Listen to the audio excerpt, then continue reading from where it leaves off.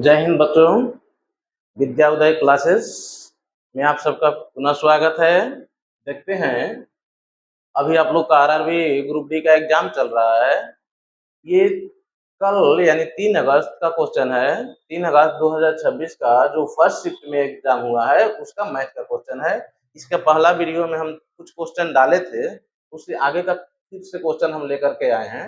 ये क्वेश्चन बिल्कुल बच्चों का मेमोरी बेस्ड क्वेश्चन होता है, यानी बच्चा जो बाहर से आता है एग्जाम देकर के वही क्वेश्चन होता है जो बताता है। ऐसा तो हम लोग को है नहीं कि हम लोग एग्जाम में जाकर बैठे हैं या फिर से क्वेश्चन बाहर आता है, ऐसा भी तो नहीं है। ऑनलाइन एग्जाम हो रहा है तो ये क्वेश्चन बिल्कुल मेमोरी बेस्ड होता है। इसमें संख्या इधर से उधर हल्का फुल्का हो सकता है, लेकिन क्वेश्चन लगभग 99.9% यही होता है। तो ध्यान दीजिएगा, कल कुछ क्वेश्चन बताए थे, पुनः आज कुछ क्वेश्चन लेकर के आए हैं। आप लोग करिएगा क्या कि इस क्वेश्चन को रिवीजन करिएगा। यदि आप लोग डीपली में नहीं भी पढ़े होंगे तो इसको यदि आप लोग बना लेते हैं तो मेरे समझ से आप लोग यदि एग्जाम में जाते हैं तो 25 क्वेश्चन में से लगभग 20 क्वेश्चन आप लोग बना पाइएगा, ताकि क्वेश्चन लगभग लगभग सेम रहने का चांस ही रहता है। ऑनलाइन एग्जाम में लगभग लगभग क्वेश्चन एक ही पैटर्न पर पूछा जाता है, संख्या केवल इधर से उधर बदला जाता है। किसी में कैलकुलेटिव ज्यादा कर दिया जाता है, किसी में कम रहता है। तो हम लोग देखते हैं, समय ना ज्यादा गंवाएं। देखते हैं कि फर्स्ट क्वेश्चन दे रहा है कि एक संख्या को 20% बढ़ाया जाता है। एक संख्या है उसको 20% बढ़ाया जाता है और परिणाम में 100 जोड़ने पर योग मूल संख्या का दोगुना हो जाता है। यदि परिणाम में हम लोग 100 जोड़ रहे हैं तो मूल संख्या का ये जो है परिणाम जो आ रहा है मूल संख्या का दोगुना हो जा रहा है। तो कह रहे हैं कि तो मूल संख्या क्या है। हम लोग थोड़ा सा समय के लिए मान लेते हैं कि जो मूल संख्या है 100x है। देखिए, हमेशा परसेंट वाला क्वेश्चन जो भी है ना उसको 100 ही मानिएगा। 100x है तो जब 100x हम लोग का मूल संख्या है और कह रहा है कि 20% बढ़ाया जाता है, तो 20% बढ़ाने पर क्या हो जाएगा 120% यानी 120x। और कह रहे हैं कि इसमें यदि हम लोग 100 जोड़ते हैं तो 100 जोड़ते हैं तो योग जो होता है मूल संख्या का दोगुना हो जाता है। यानी जब 100 जोड़ा जाएगा तो वो हो जाएगा 200x, इसका दोगुना हो जाएगा। यानी इसमें कब, जब इसमें 100 जोड़ा जाएगा तब। जब 100 जोड़ा जाएगा 120x में तो ये हो जाएगा कितना 200x। क्यों? क्योंकि इसका दोगुना 100x का दोगुना यानी मूल संख्या का दोगुना हो जाता है। अब क्या क्वेश्चन आपका बन गया। अब हम लोग देख रहे हैं कि कितना बढ़ रहा है परसेंटेज वाला में। ये बढ़ रहा है 80x। ये कितना बढ़ रहा है, ये आपका बढ़ रहा है 80x। 80x बढ़ करके हो रहा है 200x और ये बढ़ रहा है 100। इट मीन्स क्या, 80 का वैल्यू आपका 80x का वैल्यू 100 है। तो कह रहा है कि मूल संख्या ज्ञात करें, तो यही ना मूल संख्या है। तो जब मूल संख्या हम लोग को पता है ये है तो क्या करेंगे 100x का वैल्यू निकाल लेंगे। तो 100x का वैल्यू हो जाएगा 100 और बटा 80x और गुना 100x। तो ये जो है इससे ये कट गया और ये 4 दूना 8 है और ये हो जाएगा 4 25 और ये 2 से 5, यानी हो गया आपका कितना 25 गुना 5 यानी 125 आपका आंसर हो गया। देखिए 125। इसी तरह से हम लोग बनाएंगे, लेकिन ध्यान दीजिएगा एग्जाम में इतना कैलकुलेटिव करने की जरूरत नहीं है। डायरेक्ट यहाँ से देखिएगा 80 का वैल्यू 100 है तो 100 का वैल्यू क्या होगा, तो 80 का वैल्यू 100 है तो 100 का वैल्यू क्या होगा, तो 100 और बटा 80 और गुना 100।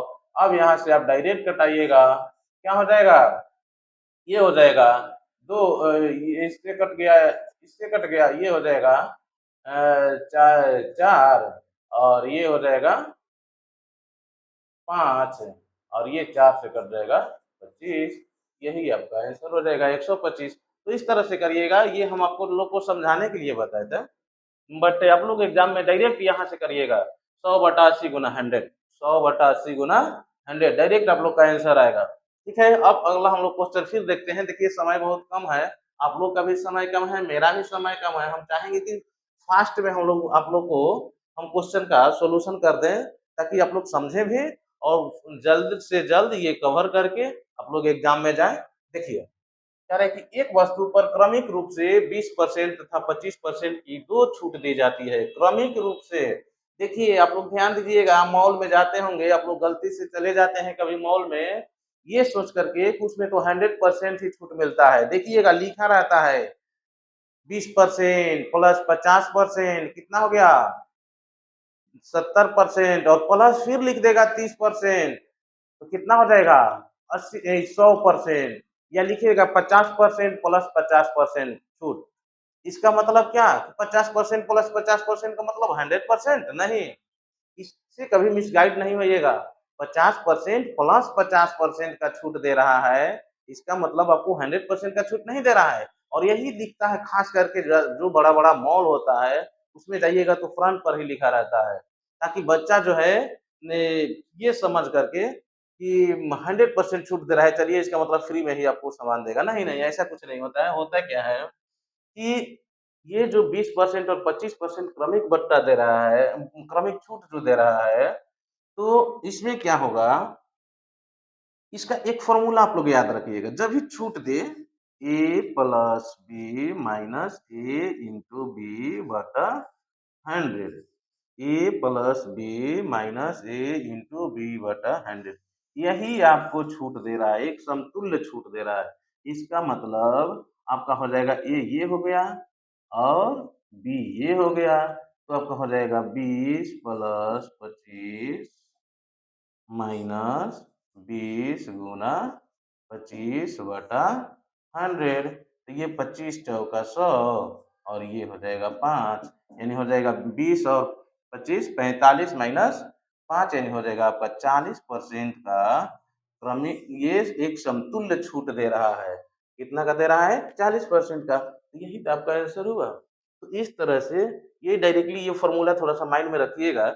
ये लिखने उखने की ज़रूरत नहीं है, मन में ही बना लीजिएगा। 20 प्लस 25 यानी 25 से 45 और माइनस कर देगा 25 दूना 50 यानी 100 से ये डिवाइड होगा, तो हो जाएगा आपका उसमें 5, 5 घटेगा 40, 40 आपका आंसर हो जाएगा 40%। इस तरह से आप लोग एग्जाम में बनाइएगा। देखिए, एग्जाम में समय का बहुत ही महत्व होता है। इस तरह से यदि बनाइएगा तो बहुत कम समय में आप लोग एग्जाम में टोटल क्वेश्चन बना लीजिएगा, और यहाँ से टाइम निकाल करके रीजनिंग, जीएस, साइंस, बाकी जो भी पार्ट है उसमें आप में उस टाइम को यूज करिएगा, तो आपको एक्यूरेसी के साथ ये आपको नंबर भी बढ़ाएगा और वहाँ आपको समय देगा, जो कि वहाँ का क्वेश्चन सॉल्यूशन करने में आपको सुविधा होगी।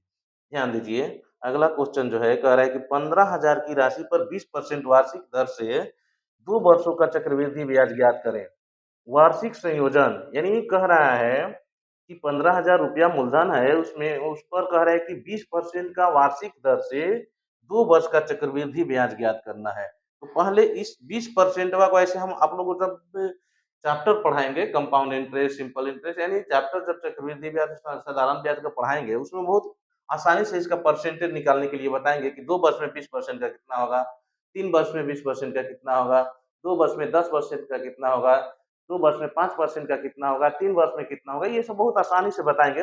अभी फिलहाल आप लोग इसको क्या करिएगा, ये ट्रिक ध्यान रखिएगा कि ये 20% जो है 2 बरस में हो जाता है 20 प्लस 20 और प्लस 20 गुना 20 और बटा 100, यानी 20 पचे 100 और 5 चौका 20, यानी 20 दूना 20 और 20 40 और 4 44%, यानी ये जो है 44% जो है चक्रवृद्धि ब्याज इसका 2 बरस में होगा, तो 44% होगा, तो कर दीजिए इसका 44%, 15,000 का 44%, 44 बटा 100, ये आपका हो गया 15, ये 15 चौका 60, 60 और 15 चौका 60 और 66, यानी देखिए तो ऑप्शन में है क्या? यहाँ यही आपका आंसर हो गया। तो ध्यान दीजिए, इस तरह से क्वेश्चन हम लोग बनाएंगे, बहुत आसानी से क्वेश्चन बनता है।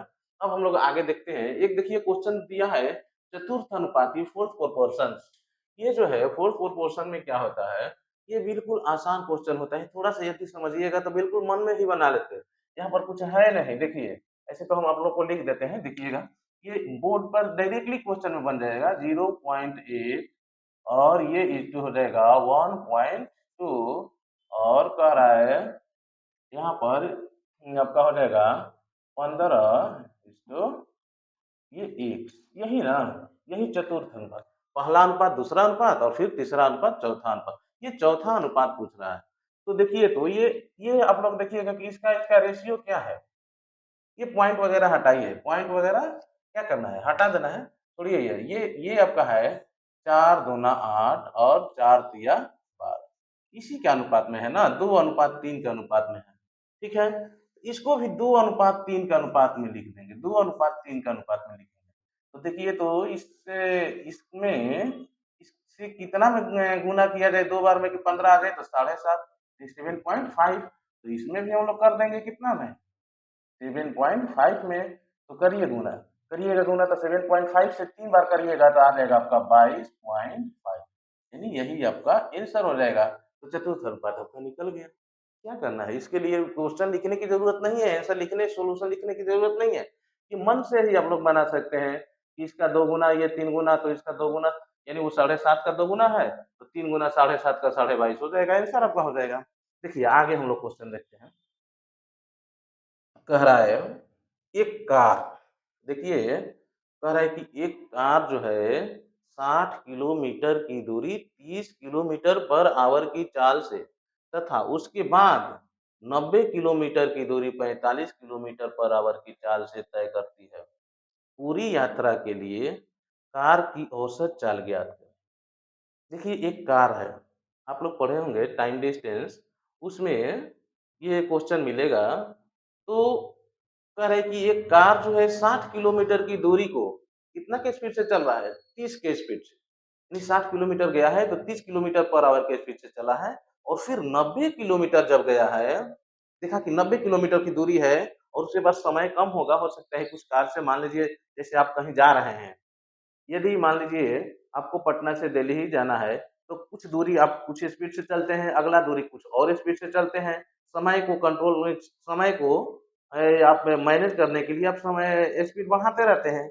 उसी तरह से ये क्या किया है कि इसको 60 किलोमीटर और 90 किलोमीटर यानी 150 किलोमीटर की दूरी जाना था, उसमें से 60 किलोमीटर जो गया है 30 के स्पीड से गया है और 90 किलोमीटर गया है 45 के स्पीड से गया है। ठीक है? तो कह रहा है कि उसका पूरी यात्रा के लिए औसत चाल क्या होगा? तो और एवरेज आप लोग जानते हैं कि जितना एवरेज जब निकालना होता है, तो जितना दूरी तय किया है और जितना समय में तय किया है, उसमें भाग दे देंगे समय से, यानी दूरी में समय से भाग दे देंगे, एवरेज टाइम निकल जाएगा, एवरेज उसका चाल निकल जाएगा, स्पीड निकल जाएगा। तो एवरेज स्पीड बराबर होता है, आपको देखिए पहले ये देखिए, ये जो है 30 किलोमीटर पर आवर के स्पीड से चला है, 60 किलोमीटर चला है तो कितना घंटा लगा होगा? 30 के स्पीड से चला है 60 किलोमीटर तो 2 घंटा, 2 घंटा लगा होगा, यही ना लगा होगा। और ये 45 के स्पीड से चला है और 90 किलोमीटर चला है तो इसको भी 2 घंटा लगा होगा। यानी ये 2 घंटा इसमें लगा और 2 ही घंटा इसमें लगा। तो 2 घंटा कितना घंटा? 4 घंटा उसको समय लगा। कितना दूरी जाने में? 60 और 90, 150 किलोमीटर दूरी जाने में। तो आप जानते हैं कि एवरेज स्पीड बराबर होता है, औसत चाल बराबर आप लोग जानते होंगे, औसत चाल बराबर होता है दूरी बटा समय, यही ना होता है औसत चाल बराबर। तो देखिए क्या हो गया आपका, औसत चाल बराबर हो गया आपका कितना, दूरी कितना है 60 और 90 यानी 150 और बटा समय कितना लगा 2 घंटा और 2 घंटा 4 घंटा, यानी आपका कितना मिल गया, देखिए 75, यानी हो जाएगा आपका 37.5। 25 से कटाइएगा तब का हो जाएगा 37.5 किलोमीटर पर आवर, यही आपका आंसर हो गया। क्या करना है इसमें, कुछ नहीं है, एकदम सिंपल सिंपल क्वेश्चन दे रहा है, आप लोग थोड़ा सा ध्यान दीजिएगा, बिल्कुल आसानी से आप लोग जा करके एग्जाम में करके आइएगा। थोड़ा सा मेरा यूट्यूब चैनल को सब्सक्राइब करिए और देखते रहिए क्वेश्चन, हम रेगुलरली क्वेश्चन आप लोग को देते जाएंगे। और मैथ का जहाँ तक हम, मेरा प्रयास रहेगा कि आप लोग को निःशुल्क करके मैथ का टोटल क्वेश्चन हम पढ़ाएं, चैप्टर बाई चैप्टर पढ़ाएंगे। बच्चे कुछ बोल रहे हैं कि सर चैप्टर पढ़ाइए, चैप्टर स्टार्ट करिए। देखिए अभी नया हम ये यूट्यूब चैनल जो है सेटअप किए हैं, इसमें थोड़ा-सा समय लगेगा। हम प्रयास करेंगे कि आप लोग को चैप्टर बाय चैप्टर ही पढ़ाएँ। अभी जब तक एग्ज़ाम हो रहा है, तब तक थोड़ा-सा आप लोग फ़ास्ट में इस क्वेश्चन को देखिए ताकि एग्जाम में आप लोग को ज़्यादा से ज़्यादा हेल्प करें। अब देखिए एक एक क्वेश्चन दिया हुआ है कि निम्नलिखित का सरलीकरण कीजिए। ये क्वेश्चन दिया हुआ है देखिए ये क्वेश्चन कैसा आया है? कह रहे हैं कि 64 का पावर में दिया है 2/3 और प्लस 169 का अंडर रूट दिया है और भागा में फिर दिया है 25 का पावर 1/2। तो इसको सरलीकरण करने में क्या करना है? आप लोग देखिएगा, देखिए थोड़ा-सा नीचे नहीं करते हैं शायद आप लोग को दिखाई ना दे रहा होगा। देखिए, ये 64 का है, तो 64 को हम लोग कर देंगे 4 का क्यूब और गुना में हो जाएगा आपका 2/3। कोई दिक्कत? जब भी पावर करेंगे, ये पावर इसका होगा तभी तो गुना में चल जाता है, गुना हो गया। अब क्या हो जाएगा प्लस आपका ये कितना का हो जाएगा 14 का ये 14 का वर्ग है यानी 14 और ये जो है 25 का अंडर रूट है 1/2 का मतलब अंडर रूट है, तो ये हो जाएगा आपका डिवाइडेड बाई 5। कोई दिक्कत? अब देखिए अब तो बन तो गया, इससे ये हो गया। अब आपका बचा कितना? 4 का स्क्वायर यानी 16 और 14 और डिवाइडेड बाई 5 तो हो जाएगा आपका कितना? तो ये हो जाएगा 16 और 14 यानी आपका हो जाएगा 30 और डिवाइडेड बाई 5 यानी हो जाएगा आपका 6। देखिए तो 6 है। देखिए मेरे प्यारे बच्चों देखो ध्यान से क्या करना है, इस टाइप का जितना भी आप लोग को प्रीवियस भी क्वेश्चन होगा उसको थोड़ा-सा ध्यान दीजिएगा। जो भी आप लोग का प्रीवियस क्वेश्चन रेलवे में पूछा होगा, कोई ज़रूरी नहीं है कि ग्रुप डी का ही क्वेश्चन हो। रेलवे का जो भी ये जो है एनटीपीसी वगैरह जो भी क्वेश्चन है, सबको आप लोग देखिए और इस टाइप का क्वेश्चन का रिवीजन करिए, जो अभी हम बताए हैं और आगे हम फिर से क्वेश्चन लेकर के आ रहे हैं। तब तक आप लोग क्या करिएगा कि इस टाइप का जितना भी क्वेश्चन है प्रीवियस क्वेश्चन उसको बनाइएगा, जहाँ कहीं डाउट हो, प्रॉब्लम हो, मेरा यूट्यूब चैनल पर ये इसी पर आप लोग कमेंट में करिएगा कि इस टाइप का क्वेश्चन हमको यहाँ पर प्रॉब्लम हो रहा है, हम बिल्कुल बताएँगे। उस निसंकोच आप लोग कमेंट करिए और देखिए, ये क्वेश्चन यदि आप लोग बना लेते हैं, तो एग्ज़ाम में डेफ़िनेटली 25 में से लगभग-लगभग 20 क्वेश्चन आप लोग बना कर आइएगा। तो यदि 2-4 दिन में आपको 20 क्वेश्चन का हेल्प मिल जाए, तो हमारे समझ से आपको एग्ज़ाम में बहुत ज़्यादा बेनिफिट होगा। तो ठीक है, आप लोग इसको देखिए, आगे फिर हम लेकर के आते हैं क्वेश्चन, तब तक के लिए जय हिंद, बाय बाय।